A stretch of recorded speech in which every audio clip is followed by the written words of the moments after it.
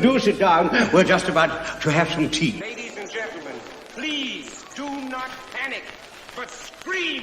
Scream for your lives.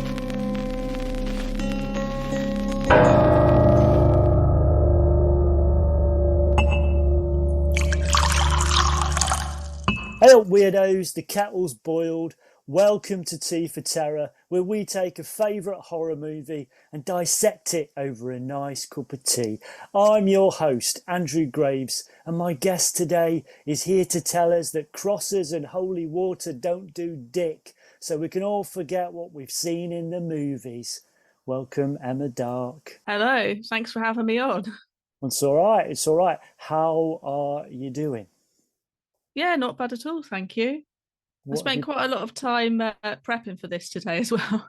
Have you? Oof. Yeah. I mean, I've seen the film many times, but yeah, I've done my homework as well. That's good. Yeah, so apart from prepping for this then, have you been up to anything exciting? Yes, I've been doing my poster for my next film. So kind of about a third of the way through that. And hopefully at some point soon I'll be able to get that poster out there and let people know a bit more about it. So what is the film then? It'll be a short film again, a horror, probably stronger horror than I've done before. And it'll be a tech horror. So, that's basically where technology is involved in the horror element, which there's been quite a few films like that recently, and I quite like them. And I thought that's something I'd quite like to try, really. Yeah, horror, as I've said countless times, I think horror, and I think, I'm a big, as much as I like 20th century horror, I think I'm a big advocate of 21st century horror. And I think one of the things it does really well is kind of embrace or highlight the fear of technology and work with it, ever since, you think about, the turn of the sort of 20th, 21st century, one of the first really popular films was the Blair Witch Project, which really was the first to actually cotton on to the fact that we got this thing called the internet. And I love how horror always pushes those boundaries. And I think, because I think we live in a weird sort of world, and it's rapidly changing. Every week something changes. And I think a lot of normal genre films don't necessarily not this is generalizing, but I think a lot of them they struggle to keep up with what's happening. But I think horror can do it very, very well. Yeah, I think so. I mean, obviously you have to be a little bit careful with things because it can date films as well. Yeah. But yeah, I think if you do it well, hopefully it works and continues and stands the test of time. So yeah. So apart from sort of making and starring in films and things, you do writing as well. So I think you write for We Belong Dead as well. Is that right? Yeah. So I'm not like a writer or anything, but for We Belong Dead, I've got. Well, I suppose that does make me a writer. Okay, I'm not an author. Yeah. For We Belong Dead, I've got a column, and that it can be around lots of different things, what I've been up to, places I've been, my projects, but also films I like, and I try to keep things in theme with the issues of We Belong Dead as well. And before that, I wrote for Digital Filmmaker magazine, which unfortunately doesn't exist anymore. And I was a Q&A expert, taking readers' questions and answering them for filmmaking. So, yeah, and other bits on and off over the years, really. Well, so Emma, when I asked this of all my guests, what was your entry point into horror? What's your connection with horror films? If we're talking about more kind of adult horror, rather than kid stuff, it would be Albert Pune's The Sword and the Sorcerer. And I know that's a fantasy film. However, it does have a lot of dark horror elements in there, especially around the practical effects, which are quite terrifying, really, to be honest. But yeah, I mean, I saw that and I loved it. And I wouldn't say it's the first kind of horror thing exactly, because of sort of kids programs and stuff aside, but yeah, it was definitely a big it kickstarted that for me, and it was a big inspiration for me going forwards. Well, yeah, I mean, it's kind of a common theme, I think, for a lot of the guests when I ask them that question. That I think, for me, I'll speak for myself. I grew up in the 70s and 80s, really. So, um, and as I've said before, my parents being 70s parents were a lot slacker than maybe modern parents are. So that Mm, they would allow me to kind of have, you know, within reason, they'd allow me to watch whatever I wanted, and certainly in terms of horror films, then, because by today's standard, a lot of horror films might have been seen even then as being fairly tame. So the Hammer stuff, it was always mm, about enjoyment rather than being frightened to death. But I think also it was about the connection, picking up on that sort of fantasy thing, and being kids. I think it was that connection. There was always kind of the overlap between horror films and, say, cartoons. So obviously the obvious thing would be like Scooby Doo, but there was always these mm. kind of, like cottoning on to, old repeats of the monsters and things like that. It was, yeah, they were sitcoms, but it was being obsessed with that horror iconography within those shows. Uh, Yeah, exactly. I mean, they definitely had, okay, they didn't have like necessarily the scary elements, but they did have all the visuals. So yeah, I mean, I would consider the monsters horror personally. Okay, it's a light-hearted kind of horror, but it does fit into the genre.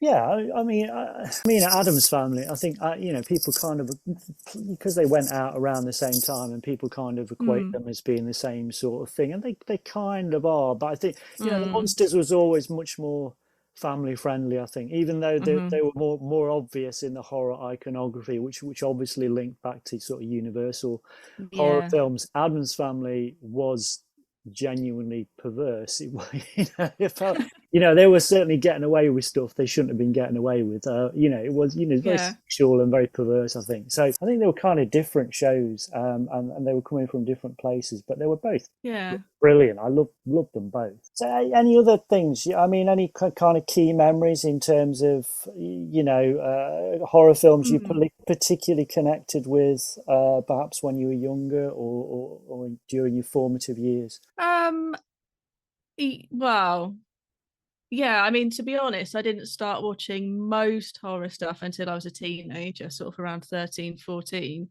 And that's when I persuaded my parents to buy me 18 rated films, my birthday and Christmas and things like that. So yeah, I mean that's the kind of time period I was watching things. For example, Bram Stoker's Dracula, Yeah. the Gary Oldman one. I know that's probably not as horrific as some of the more modern kind of installments of Dracula, but I still consider that he is a horror film and it's great. Visually, it's really beautiful. Um, Alien films, I know they fit into sci-fi as well, but that's something I remember particularly. Videodrome, Yeah, yeah, yeah. yeah, I don't know really. Lots of different things. And at one point, somebody gave me a whole bag of VHS to watch. About Nice. 50% were horror, so that was nice of getting rid Mm. of them. Yeah, I think Coppola's Dracula. Um, I think people are slightly ashamed of that now. It's kind of like, it's kind of like brushed Mm, under the carpet a little bit. But it is, actually, yeah, it is. I remember being obsessed with it when it came out, and yeah, because I think Gary Oldman he was at the top of his game then. He could do no yeah. wrong. I loved him in Sid and Nancy and all that kind of stuff, and he was just Mm, like unbeatable. So it made perfect sense. I mean, obviously you've got this kind of dodgy accents with Keanu Reeves and stuff like that, so it's kind yeah, of a bit stiff, but. yeah. But there's some great stuff in there. I love all the nods to Nosferatu and all that kind of stuff, and Mm, and it's clearly, um, yeah, a lot of the actors in it are going for it. They are really, really laying it on thick, and I like that. I think mm, it's Tom Waits. I think it's Tom Waits, one of Tom Waits' best performances. I think, as much as I love Dwight Frye in the original Dracula, I really mm, like Tom Waits as Renfield in this. It's mm. great. I love all the stuff in the asylum. It's very well done. Yeah, Again, people sort of compare them, but they are very different. But yeah, this hands down is it's a much better film than the revised Frankenstein that came out around, you know, a little bit later on. I Yeah, think this is much, Kenneth yeah, Branagh, Robert De Niro. yeah. It's kind of, yeah. He doesn't. I don't know. It's tonally that's all Yeah. over the place. Doesn't really work for me. But yeah, I think this. I think Coppola's Dracula deserves more respect. I think it's pretty good. I think it is. Yeah. Like you said, the performances are great, sometimes a bit over the top, but it's a thing and it worked. And just visually, I think it's quite a beautiful, it's well shot, well edited. I think it's a good film. And Anthony Hopkins is fucking mad as a balloon in this. He's brilliant. just Yeah, wind him up and go. Yeah, it's just exactly. great. The use of humor in it is great. You know, it's just like there's these devastatingly shocking scenes, and then you know it's not over yet. You've got to cut a head off and stuff. It's brilliant. It's good. Yeah, Yeah, I need to dig it out and watch it. I've not seen it for ages. Maybe one of the guests will pick it. I don't know. Anyway. hopefully. Yeah, I think it's about time to introduce the film we're going to be looking at. So we are going to be looking at the 1998 film Blade, as directed by Stephen Norrington. For thousands of years, they have existed among us. You keep your eyes open. They're everywhere. Chances are you've seen them yourself and didn't know it. A secret nation Our livelihood depends on our ability to blend in. with a lust for power. We should be ruling the humans. These people are our food. They've got their claws into everything. Politics, finance, real estate. There's a war going on out there. He makes the weapons. I use them. So Emma, Yes. when was the first time you came across this film? When I saw it at the cinema when it was released. So yeah, 98. So was it something you'd been waiting for? Was it something like a casual sort of thing? Did you know what? No, it was about? it was a casual. No, well, no, it was a casual view. So I watched quite a lot of the stuff around that sort of time period that was horror in the cinema, and it'd just be a case of going sort of on a weekly basis, picking whatever looks good and just seeing what it's like. Not really going in with any any knowledge of it, any preconceptions or anything like that, which I still think is a good way to watch films. Yeah. But yeah, I just remember it being absolutely amazing, especially as soon as they went into the club when the music came on. It was fantastic, really, really good. And from that point, everything just kind of ramped up, and it's a really enjoyable film. Yeah, I think it's. I mean, we can talk about 70s and 80s and all that kind of stuff, but it was a different era and stuff. But I think people forget. You know, obviously that this was kind of slightly later, and obviously the internet was a thing, but not in the way it is now. You know, with social media and stuff. Far from. I do. It was still very possible in the 80s to kind of avoid any sense of in the 90s to kind of avoid any sort of hype and just go and see something and be surprised by it. And I think people forget that. And because I think I went to see this at the cinema. I think I can't exactly remember, but I'm sure I definitely saw it when it came out. But whether it was on DVD or video or the cinema, I can't remember. But anyway, but I mean, a few years later, I remember going to see the Rodriguez Tarantino From Dusk Till Dawn, and this is the weird thing is, you know, and this sounds like ridiculous. You'd never get away with this now, but I went to that thinking it was just going to be a kind of typical Tarantino crime pick, and that's what it was. And then halfway through, when it just turns into a vampire pick, it's like, what the fuck? Yeah, just does like a complete U-turn, doesn't it? And it's like, how we've lost something. You know, technology is great and all that, and the internet and social media, but I do think we've lost those experiences now. Everything is spoiled straight away. Everything is put out there. You know, you're not allowed to have any secrets about anything, or very rarely. So yeah, I love that idea of just turning up at the cinema, rocking up at the cinema, and not really knowing much about it. I mean, even to the point now, unless it's something I've been waiting on for ages, I'll watch the trailer. But now, you know, if I've got this kind of inkling, I'll deliberately try not to engage with social media about it or watch a trailer, because Yeah. You know, trailers are a massive spoiler fest now as well, or they'll put stuff in the trailer which does not appear in the film or whatever, or they'll just do key scenes. You know, whole Jurassic World thing with, you know, let's just chuck a couple of actors in from the original movie, but they're only in that's it for because like you 10 know people seconds. are. Yeah, I think people are under pressure though with trailers to get something out there, because one of the Jurassic Park films, I can't remember, didn't they release the trailer about 3 times with different VFX on, because you know obviously they had to get out there and build the hype and stuff. Oh yeah, And I mean, you are under pressure really to get these things out there ASAP. Even one of my films, one of the trailers has one shot, just one shot that's not in the film, but it's not like a main shot or anything. It's just like a little, it's just almost a filler shot or something. But you're right, it does happen a lot. Yeah, I mean, it's not a thing. You know, it's not like I don't want people to go to jail for anything. I just, you know, it's quite.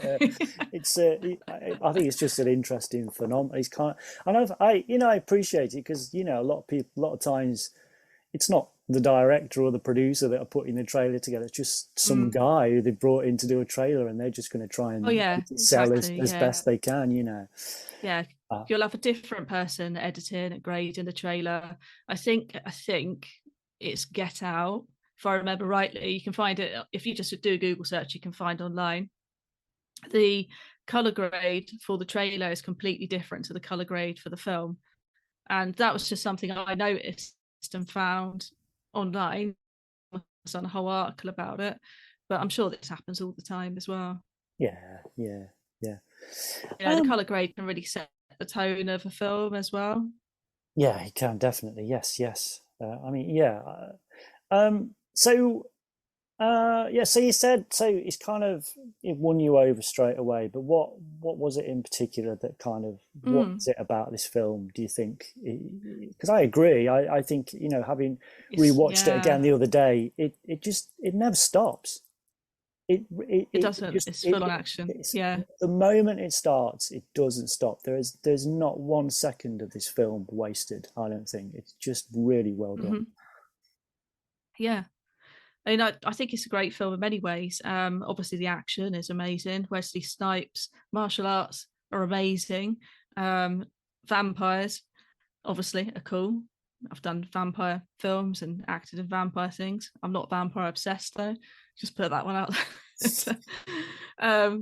I just like the whole concept of the whole vampire thing, and like even the styling. So like Blade's outfit with all the leather and stuff just looks really cool.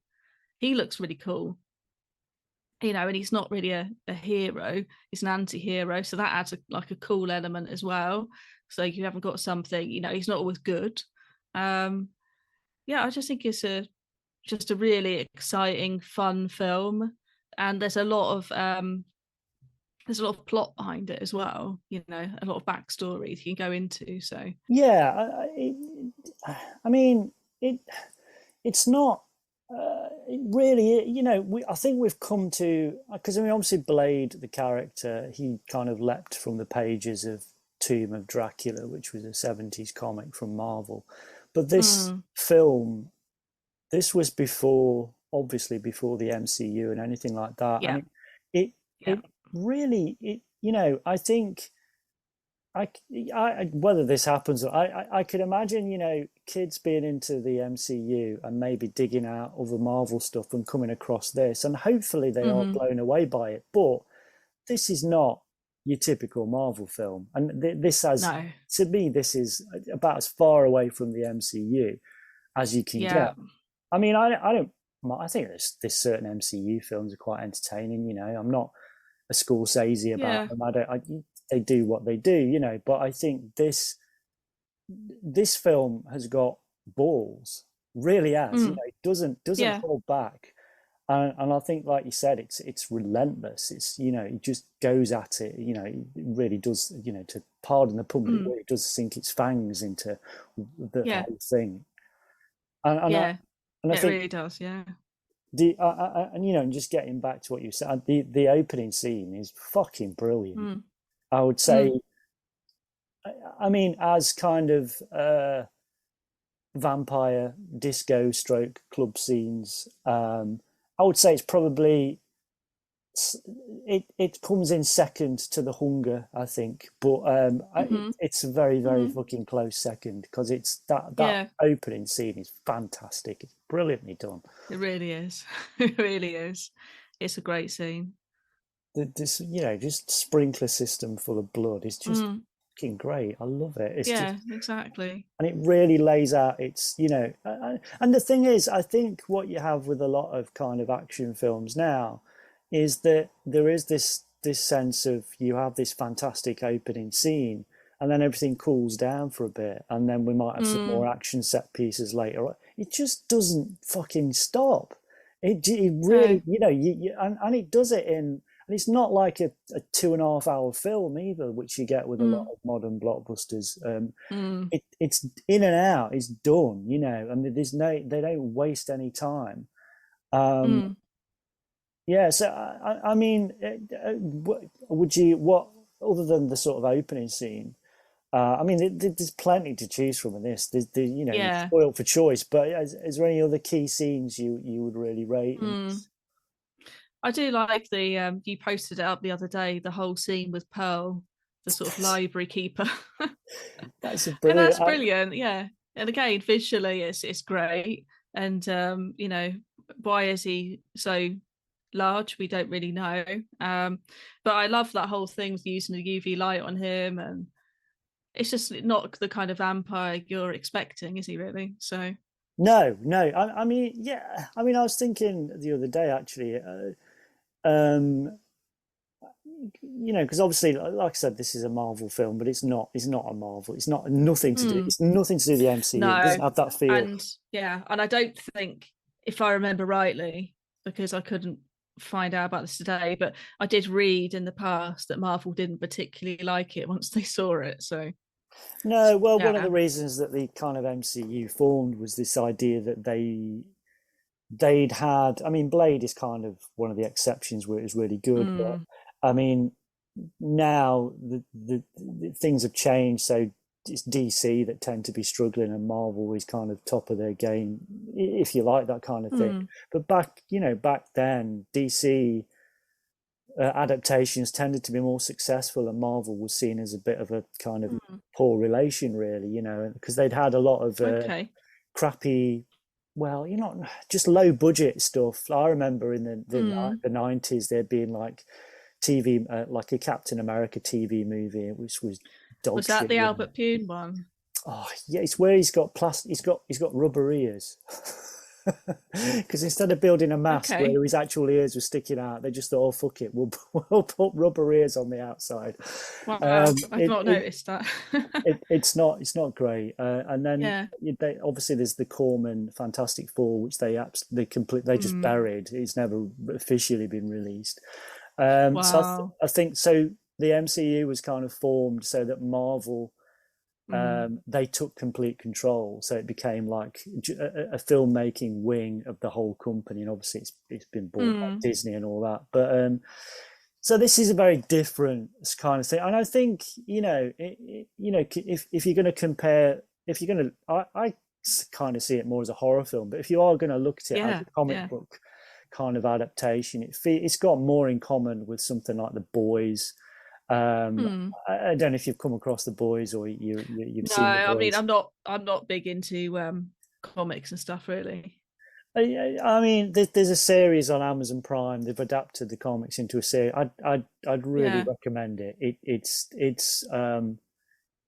very bloody, and it takes kind of the idea of the superhero and just presents them as narcissistic, horrible Nazis, basically. So it's kind of like what would happen if the Justice League was actually real. What would be the likely implications of that? And it's very extreme. It's very funny as well. It's great. I recommend it. And it's got the same sort of feel as something like Blade. Blade is very dark, but it's very funny as well. I think it's got it is. And I think I think Wesley Snipes is fantastic. He's just he is. He's just the fucking boss. He's just he's very, very cool in this. And obviously he has you know, you have to have the key scene where he's in trouble towards the end. But Yeah. most of the film, he's completely in charge and he's completely in control.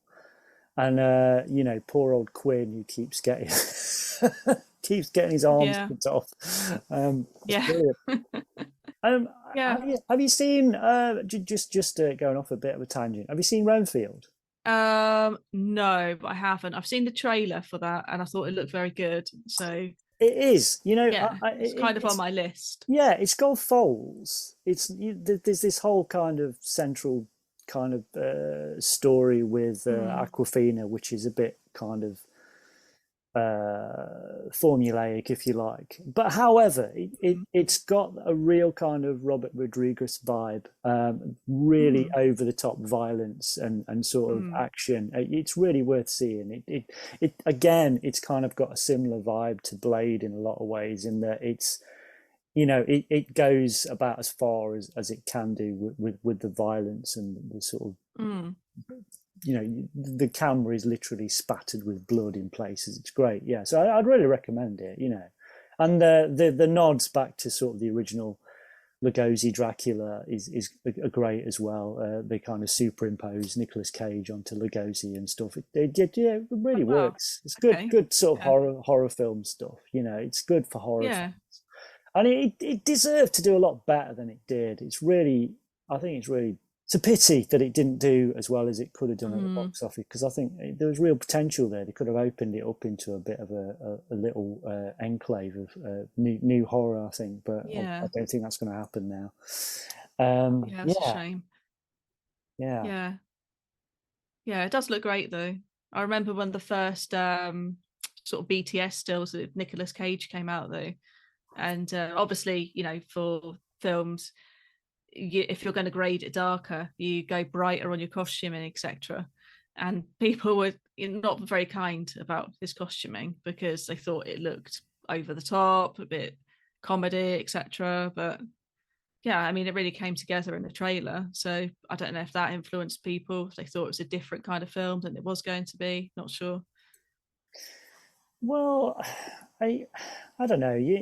You're never gonna really be able to. I think, as much as I love horror films and I'm obsessed with them, and obviously I know a lot of other horror fans and I interact with them, and I write for various magazines and whatever, and Blu-ray companies and all that kind of stuff. You know, I think often there is this thing of people just expecting new filmmakers or newer films to simply be a recreation of what's already happened, and I don't know if I want that. I don't necessarily want 15 more Friday the 13th films or Halloween remakes. I'm not. If people want to see that, I'm not saying don't make those. That's fine. But I think this, you know, it's this idea that sometimes horror fans, I think they would describe themselves as horror fans, but I think what they tend to be a lot of the time is collectors, and they just want those kind of constantly upgraded box sets of whatever their favorite franchise is, and that's okay. But you know, you can't, you know, like recently, obviously Hammer, in a very different version, are still making films, and there's going to be the new Jekyll and Hyde with Eddie Izzard, and obviously that was good. And Amicus, you know, they've kind of someone's taken over that or taken over the name, but you know, immediately when the guy posted, you know, he'd got the name of Amicus, and they were looking at going into production. He was looking at kickstarting. You know, within about 3 comments on the sort of, he's like, oh, it's not going to be the same. It's not. Of course, it's not going to be the fucking same. Not going to be the same. It's not fucking 1973. Exactly. Just wait till they've made something, and if it's not very good, slag it off if you want to. But for fuck's sake, just take a fucking minute and let someone make something. Exactly. You know, at the worst, what's the worst that could happen? We might get some new Amicus T-shirts. That I'm on board with that. That's all right. That's the worst that can happen. You know, so I just think people need to let stuff be sometimes and let it happen. I agree. You know, and I again, you know, don't want to keep repeating myself, but I do think we're in a really good shape. 21st century is in a really good shape for horror films and horror output. You know, even if you extend that to television and things like that, I think there's loads of stuff out there, and we're kind of spoiled for choice, really. And it's not like, even if you don't like that or you're not into it, the older stuff from the 20th century or the stuff from the 60s, 70s, or whenever, that's not going away. It's still there. No. It's not changed. Every year gets better because every year we've got more horror films plus all the stuff you like. So it's win-win. Why would anybody moan about new stuff? I don't get it. No, I don't get it either. But there are some people, they just don't like change, or I don't think it's really tied. I think it's tied into psychology, not really the films themselves. So yeah. I mean, I think I've said this before, but there's my mate's a tattoo artist, so he goes all over the place doing tattoos and stuff. And one of his customers he's not an older guy, and he's getting a tattoo, and he liked his horror films, but he wouldn't watch any new horror films. Yeah, because they can't possibly be any good now. And it's like, wow, and he was just out. And he was just like, well, last one I saw was this bloody thing called the Witch. It's like, what you mean the witch? Didn't understand it at all. Black and white and all. Yeah. Wow. Yeah, that one was a bit different. It's a good film, but it's a bit different. Maybe if you like classic horror. Yeah, but I mean, there's plenty of films out there, all different styles, different budgets, all kinds of different things. There'll be plenty you don't like, and there'll be plenty you do like, but you have to try and watch them and find out. Yeah, and I think, in the past, as much as I have great love for stuff that came out in the 20th century and classic, brilliant stuff, and all this kind of, you've got a whole, absolutely, 100 years of cinema to go at. Of course you have, and it's great that a lot of this stuff is gradually coming out on Blu-ray or whatever. Like Freaks is coming out on Blu-ray. I never thought I'd see that on Blu-ray. A nice Criterion version of Freaks and The Unknown and all that. It's great, but I think that possibly what was at fault with a lot of 20th century horror, as with 20th century cinema. Obviously, it's very, for most part, is very white, not particularly progressive in some aspects. And I think now we've got all this. It's like a new playground. We can play, and you can have people like Jordan Peele saying something much more relevant than some of the stuff that came out in the 60s or 70s. Which is not to downplay a lot of stuff that came out then, because there's a lot of brilliant stuff then as well. But I think more voices and more faces are getting screen time, and there is always, you're always going to get kicked back. This idea of things being too woke, and it just annoys me. Woke has been hijacked by the right now, and I know, and it's not our term anymore, it's theirs. You might as well let them have it, because it's so far removed from what it was meant to be way back in the 1920s and 30s, with people like Marcus Garvey talking about being woke, that it may as well mean nothing now. But how can anybody seriously moan about representation in a film? What are you moaning about? Exactly. What are you talking about? God forbid. There's nothing to moan about. It's insane. If something's bad, it's bad. That's nothing to do with the color of someone's skin or their gender. It's because it's 100%. Not very well written. Rings of Power was fucking awful, and it's not because they had diverse casting. It was just fucking awful. It was just badly written. There are worse things out tonight than vampires. Like what? Like me. What do you think about the sort of look and feel, the aesthetic of the film? Because it is quite, it's a very different looking horror film. There's a lot going on. So how would you describe the aesthetic of Blade? It's definitely very slick. That's something that immediately comes to mind. In the original film, it's actually, which I think is a sign of the times, it's actually quite well lit. Yeah. Which I've noticed horror films are getting more and more the opposite end of the scale now, as being darker and darker. I did see someone post about that on Facebook the other day as well. Something I've noticed everything's like super dark now, but yeah, it was quite like brightly lit for a horror film. I do have the like it's a restoration Blu-ray 4K one, and they recolor graded that, so everything's kind of darker and like cooler tone on that, which is something that seems to happen quite a lot these days. It happened with the Alien box set as well. They regraded everything for modern tastes. Not that I think that, you know, Blade is not modern. It's still modern, but you get what I'm saying. Yeah, and I just think it's like, you know, the vampires are really cool. I mean, a lot of vampires, you don't need to do much with them really. Just stick in a pair of fangs, maybe some contacts, a bit of blood, and that's, you know, for the most part what they went for in Blade. Obviously Blade 2 is a different story. That's a lot of practical effects, but yeah, yeah, I mean, it does have a lot of blood in it, and the visual effects are really good for the time, I think, particularly when the vampires are staked and they kind of combust. Yeah, I mean, yeah, it's interesting because about a year earlier, you'd got Buffy the Vampire Slayer on TV, and it's kind of there's a similar sort of aesthetic to that, the way that the vampires are dusted in that. It's very similar to Blade, and I think wisely, because you know, CG was not great at that point, so I think they keep it to a minimum, and I think it doesn't date too badly in that sense. It does work really well. I think it's a very like you said, it's brightly lit. It's a very clean looking film.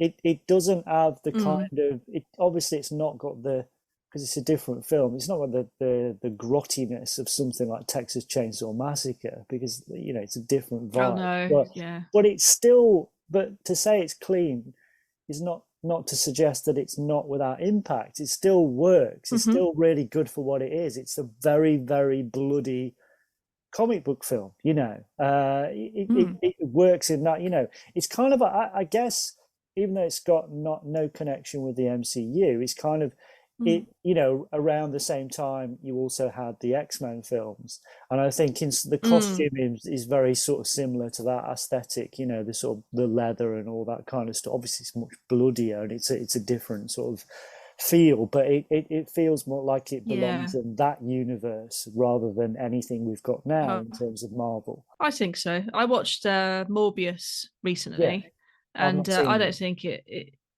okay, well, I won't give away any spoilers or anything, and I don't want to offend anyone that really loves those new kind of Marvel films and stuff, but I just didn't think it stood up at all against Blade. It wasn't as horror. The effects stood out to be more unrealistic to me. I don't know. Surely it should be the other way around, really, as time's moved on, but yeah, I think some of those kind of, because obviously Sony had the rights to Spider-Man and some of those offshoots of that, and it's kind of, but it's almost like they're just making films to stake their claim, but they've you know, because I've seen like the Venom remakes and stuff like that, and it's just it's not good. It's not objectively not good, you know. You know, if Venom, or you know, is your favourite film, I would suggest something's gone horribly wrong for you. You know? I've not seen it, but I'll have to check it out. Yeah. What are you doing, Tom Hardy? You know, and I'm not a snob about this stuff at all. I like some fucking shite, don't get me wrong. You know, I don't mind. I'm not saying don't make these or don't watch them, but they're not great, you know. And Blade is there's nothing throwaway about Blade. It's really well done, and you know, they go into it. They are really taking it as much as it has got kind of that cynical sort of sarky humor in it. They are taking it really seriously, and it really works. You know, set pieces are brilliantly done. You know, this is kind of pre-Matrix, you know, but it's great, and the cruelty that's inherent in it as well. Not only the sort of, because you even though they're horrible, you kind of feel a bit for some of the vampires as well, you know, or Quinn getting his, like I said, getting his arms cut off by every time you see him, he gets another appendage cut off by Blade, and but also the way that Frost deals with his kind of rivals, you know, the older vampires, with poor Udo Kier, who has his fangs ripped out and then gets gets a bit sunburnt on the beach. just a bit. It is, and Udo Kier was amazing in it as well. But then he's great in everything. He's a really good actor. Well, it's a nice nod as well to, you know, kind of Flesh for Frankenstein and Blood of Dracula, and yes, which were not directed by Andy Warhol. No. Was anything, you know? I mean, Jesus. I mean, Thrash was directed by him. Yeah. But so, I think he gave the director the concept, and I think that's as far as it went, really, with the whole Andy Warhol's kind of banner head on it. You've got to love old Andy Warhol, I think. I remember one of my friends telling me about they'd done some digging. I don't know how true this is, but they talked about the idea that there was a pope, not the pope we've got, a pope from a few popes ago. I think it might have been John Paul II or possibly the one before that. And apparently, I can't verify this. I don't know if it's true, but apparently one of the more recent popes from the last 20, 30 years actually performed an exorcist. And I was thinking, like, really? Yeah, and I was thinking, like, who gets, you know, getting an exorcist is rare enough, but who gets the Pope to commit to do an exorcist? And I said at the time, that's like getting fucking Andy Warhol to do your photocopying. That's it's ridiculous. But, you know, So with Blade then, so I believe you've got some sort of personal connection. So what is that?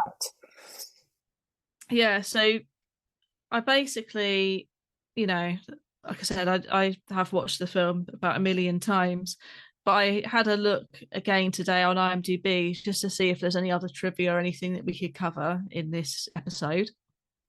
And I was looking at what the director, Stephen Norrington, had done, and he's only done 3 other films in terms of directing, and he seemed to be like mainly a special effects person.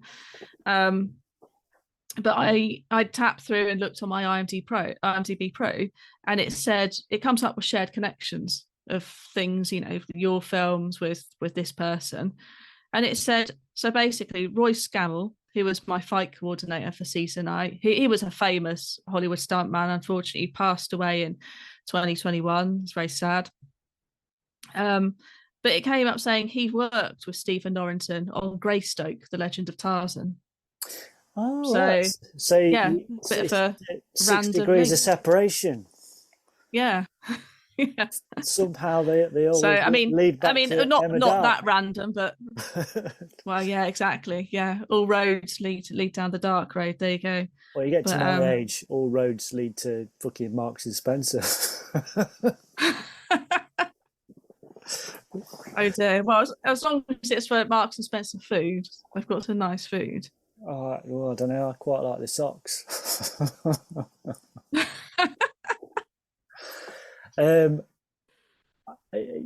forgot what we're talking about now. Okay. Yeah. Well, not everybody's got a connection to Blade, so that's brilliant. No, exactly.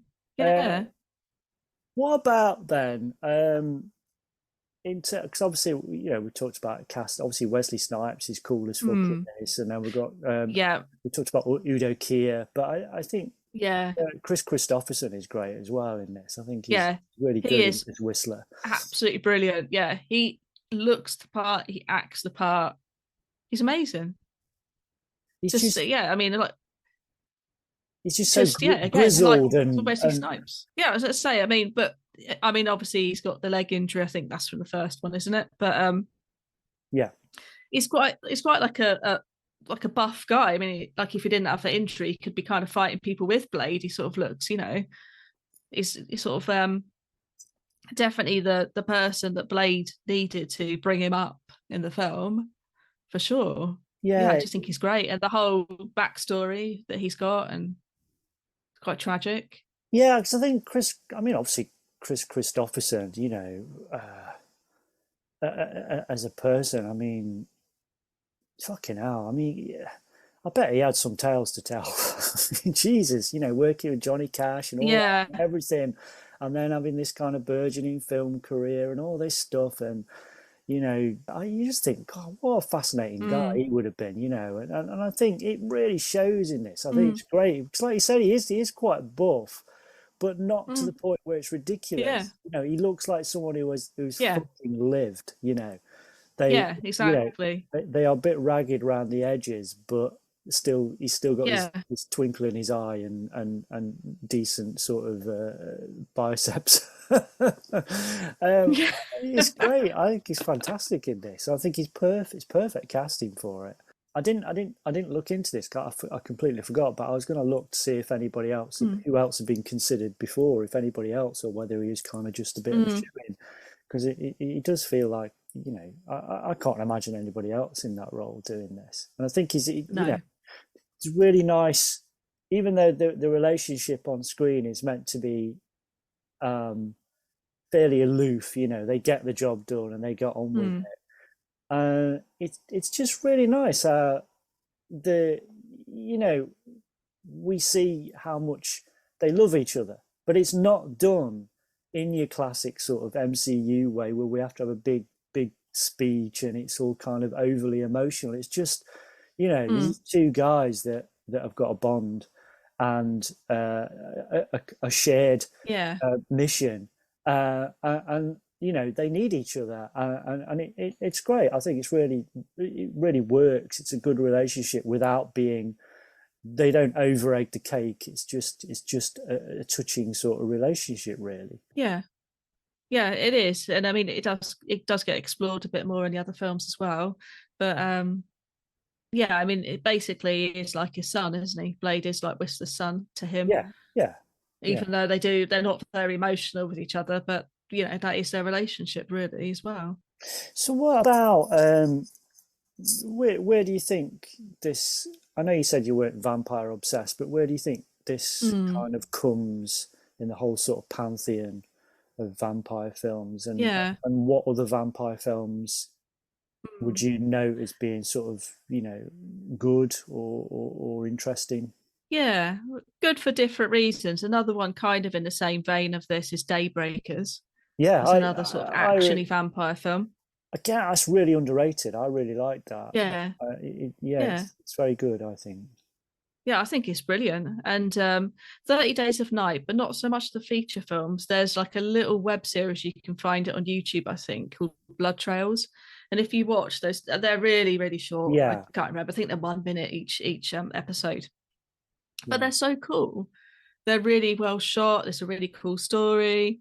The Hunger, which you mentioned earlier on, great film, completely different kind of film. I've got to think what else off the top of my head. Well, The Hunger's like, it's very difficult to go wrong with something like The Hunger. It's a great idea. It's a good story. And also David Bowie and Bauhaus. It's like, fucking hell.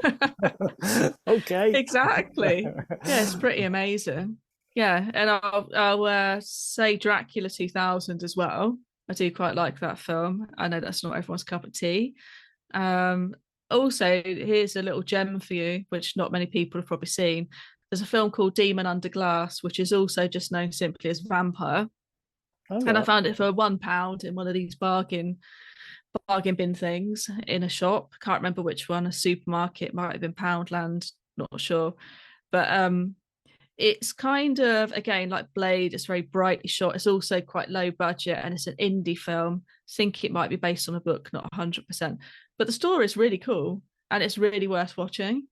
But again, not one that many people have heard of that I know of. So, but that would be my recommendation.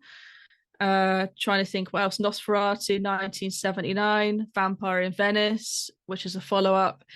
So I only ever ran one film night with feature films. And that was for my friend David Saunderson, who runs the Spooky Isles. And I programmed Raw Meat, aka Deathline, and Nosferatu in Venice, and everyone loved Raw Meat, and they absolutely hated Nosferatu in Venice. Absolutely hated it. So, you know what? It's been years since I've seen that. I've seen Nosferatu fairly recently, but I've not seen the sequel for a long time. I did see it. It was on TV, but I've not seen it for ages. I do love Deathline though. Deathline is fucking great. That's a great film. Yeah, absolutely amazing film. That's one of my favourites. But yeah, I think it's Nosferatu in Venice or Vampire in Venice. I think it's Nosferatu in Venice. Yeah. They did have problems on set, like the director I think walked out a couple of times over changing directors and things like that, and I think that's probably why the film is not quite up to par with the previous film. But yeah, well, I mean, the making of the original, the first not the 22 version, but the 17 version. Yes, yeah. I think it was 1979, wasn't it? Yeah. I mean, that had. I remember covering this on another podcast years ago, but it was like, I quite like the film, but yeah, the making of that was, if Klaus Kinski's involved, then there's always going to be some problems, and also they weren't particularly nice to the rats in that film, shall we say? They wouldn't pass muster with the modern sort of the ways that we treat animals on film, put it that way. Pretty horrible stuff, horrendous stuff. Oh, that's not, I didn't know that. But there we go. It was another time. So in terms of Blade, then, why? I mean, we've covered a lot, but why? Yeah. Why did you choose this, and why do you think you would recommend it to other people? I can't remember the other film. I gave you a list of a few films, didn't I, that we could pick from, and I can't remember what was on it, to be honest. I know Chucky was also on it, but yeah, I don't know. It's just one of those films. Like I said, I've watched it like many, many times over the years. It still stands up now. It's as good as it was the first time I watched it, and so therefore, in my eyes, that it's kind of a quality film, really. If it's still as good now as it was then, at least to me, and it is a popular film, so yeah. And I think people should watch it because if you're somebody that likes classic horror, for example, and you look at this and you think, oh, it's Marvel, oh, it's action, I don't want to watch that. Well, I hope we've kind of covered on this podcast, it's not quite what you think. It isn't it isn't like kind of a superhero film. It's not like that. And it is more of a horror film. Yes, there is a lot of action. You can't get past that. But I do think it's worth people's time. And I do think as a vampire film, it's really good. And it really stands up against lots of other films in the genre. Yeah, I mean, I know, because like you said, you sent me a list and then we kind of went for Blade. And in some ways, I was thinking, I've got nothing against Blade, but I was like, I don't know, I've not seen it for ages, and I kind of, I watched it again for this podcast, and I'd genuinely forgotten how good it was. It was, stuck it on Saturday night. Me and my wife sat and watched it, and it's just like it's so entertaining. It's so good. And the other thing we've kind of not mentioned is I mean, if you think of kind of the force there was over things like Black Panther and great. It's a film that had an mainly black cast and black production team and all that. So yeah, obviously it's great, but it's not particularly a brilliant film. Let's be honest. But I think something like Blade, clearly you got Wesley Snipes up front in a sort of black superhero stroke comic film, horror film, and it's just a guy doing the best he can in a brilliant film. It's not necessarily. There's no agenda to it. It's not. It doesn't have to lead with the agenda because it's just there. In the same way that you've got the character of Ben in Night of the Living Dead. Romero always said he wasn't trying to be political. It was just the guy turned up and he was the best on the day. But it's like, but by casting that person, that is political. At that time, that was quite political. And I think going back, you had kind of Blackula, which part of the whole blaxploitation movement, which was arguably about a lot of black independent black companies kind of making their own films because they weren't necessarily being included in sort of more mainstream Hollywood productions, and then Hollywood kind of taking over really, and this is what tends to happen. But I think Blade, it just leads by it kind of leads by example. It's a brilliant film because it's a brilliant film. It's not because this is happening or this person is, it's just a great film. And and so because it's so good, you can then look at it and discuss, well, actually, it's a great film and it's a great performance by a black actor in a fucking great film. And it doesn't, it's less antagonistic, I think. It just gets on with it. It just does a really good job. Yeah, it does. And I think it was a great role for Wesley Snipes as well. I mean, I know obviously he's done quite varied roles, and I think he's got a background in, I did note this down, musical theatre, puppetry, acrobatics, which that probably comes across as martial arts because his martial arts do look very beautiful. They look very dancey, don't they? Yeah. But yeah, I mean, I would say looking at his background, maybe that some of the lighter roles that he's done are more, maybe the things he would go for normally, that would be to his personal taste. So to do something like Blade, where, it's not musical theatre or puppetry or acrobatics, etc., I think he did an amazing job. Yeah. It'll always be Blade to me. Yeah. Yeah, he will. Yeah. So, Emma, have you got anything? I know you mentioned the film at the top of the show, but you got anything else you'd like to plug? Any websites or anything you want to make people aware of? Just my website. If you go on to emmadark.com, you will basically find everything you need to know, like links to my films, and when I have the poster out for the new one, there'll be a little synopsis and stuff on there for that. So yeah, and I think if you're releasing this shortly, the next We Belong Dead issue will be out soon as well for Halloween, and that will have a load of cool stuff in it as well, so definitely check that out. Great. It just remains for me to say, just make sure you kind of check us out on Facebook and X and all that kind of stuff, and listen to us wherever you access your podcasts, because I'm there. We're all over the place. We're all over the blooming place. So thank you, Emma Dark, for coming on. It's been an absolute pleasure to have you. Thank you very much, Andrew. You're welcome. And remember to call round next time. Make yourself at home. You look like you're dying for a nice cup of tea for terror. And remember, my friend, future events such as these will affect you in the future.